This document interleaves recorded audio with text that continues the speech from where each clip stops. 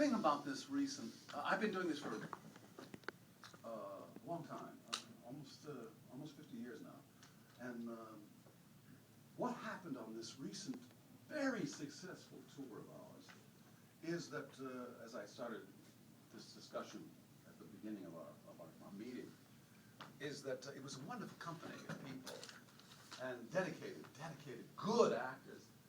And I had done this with about 4 other members of that company about 3.5 years ago. We did it here in town, and then we took it to Stratford-on-Avon in England. And it was a success here. And the stage that we worked on was designed to fit in the stage at Stratford-on-Avon. That's why I was mentioning the size. Right. Wonderful stage, the Swan at Stratford, just a great stage. Well, we were very successful. We were sold out right away. And it wasn't that big a theater, but it was great to be sold out. And people were scalping tickets to go to see Shakespeare. We felt very proud of ourselves.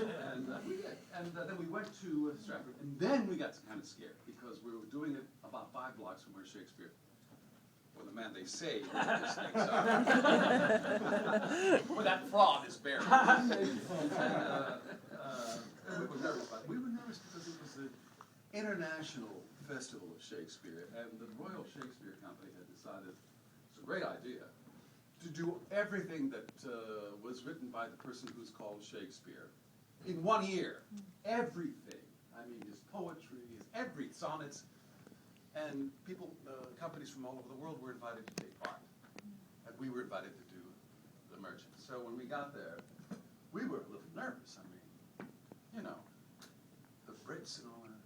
We did the performance, the first one, and when we got finished, we came up for our curtain calls. They just exploded with cheers, and they stood up, something they rarely do apparently. And they loved us. We went off stage with Jesus, what's going on here? And they wouldn't let us go. We had to come back for a second curtain call. And we thought, well, that was wonderful, but that's opening night.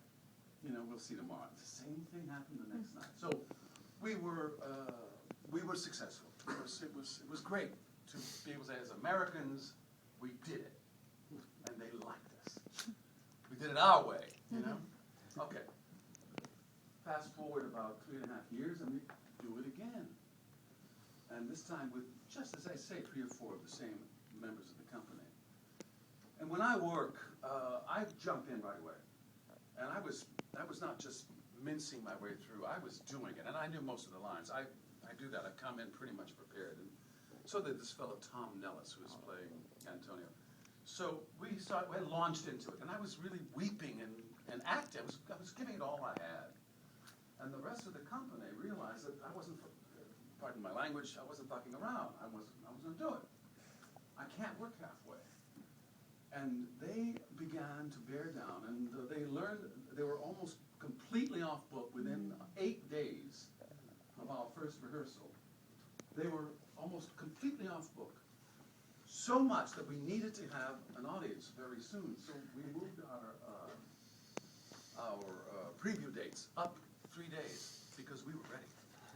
So this was a serious company. But my point is that